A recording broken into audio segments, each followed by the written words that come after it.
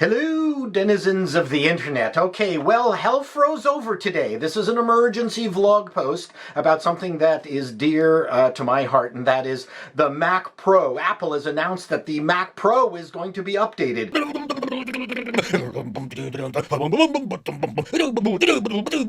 The Mac Pro is going to be updated.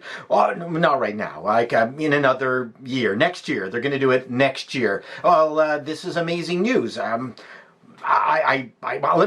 This is all I got this from the Blazing Fireball, and let me read off the screen to you. This is insane. Now, some of these quotes are from Phil Schiller. I'm sorry. Every time he opens his mouth, it makes my skin crawl, and you will read the utter BS that's coming from these controlled quotes. I wonder if Sean Spicer should have announced this. But anyway, this is kind of vaguely good news, except for the time frame of it. So as you can see, I'm completely excited, and anyway, so this is what Phil Schiller, I quote, "If we've had a pause in upgrades and updates, we're sorry for that. What happened with the Mac Pro? And we're going to come out with something great to replace it."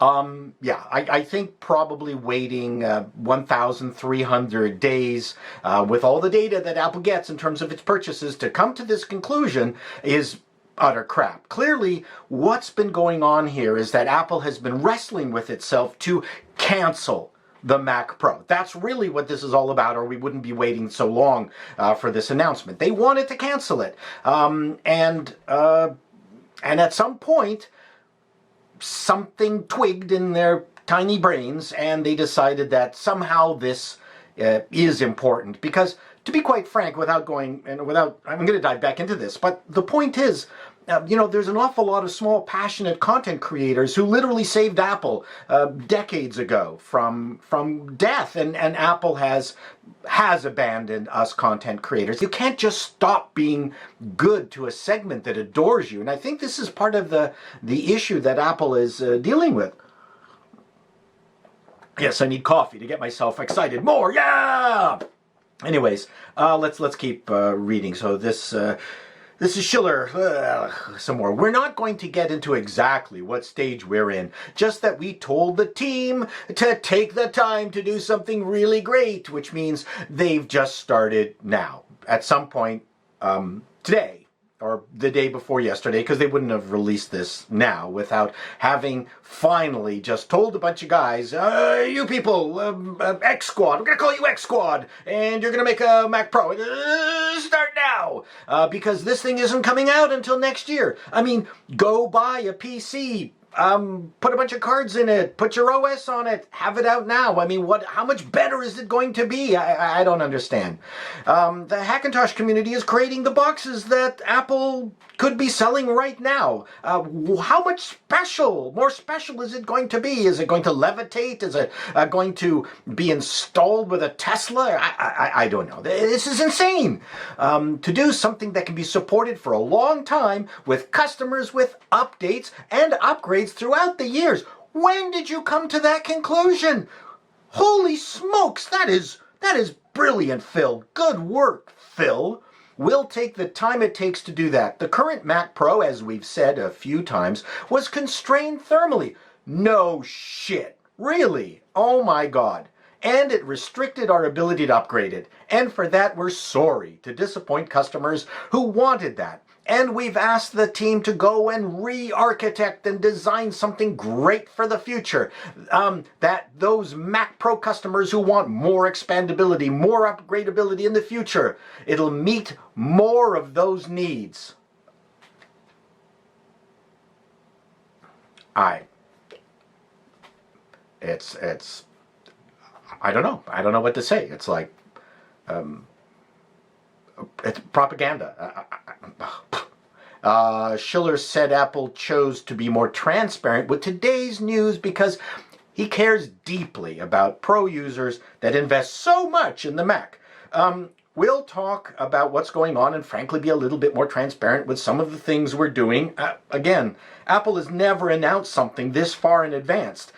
Something has happened. Well, first of all, the person who designed that precious TrashPro and the ludicrous MacBook Pro with the Touch Bar that nobody I know of uses.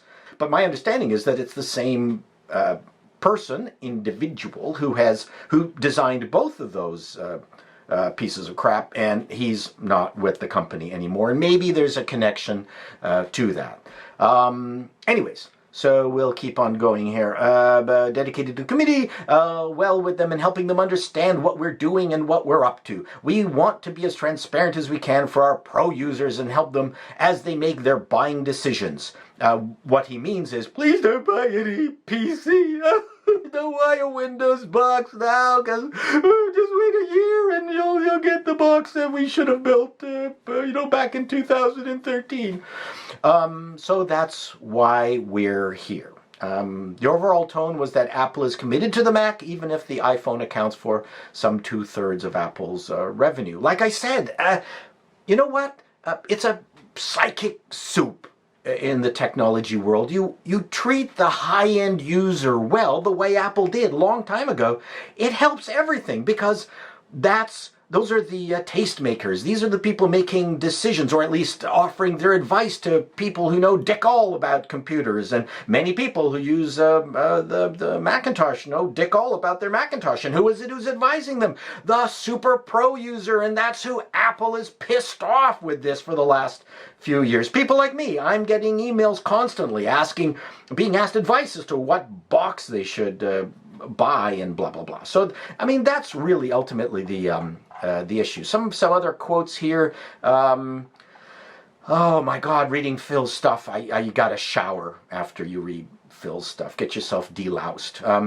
Craig Federley, who I really like, at least he seems to be a fair dinkum guy, and when he does the Apple presentations, I really like his presentation. So what does he have to say?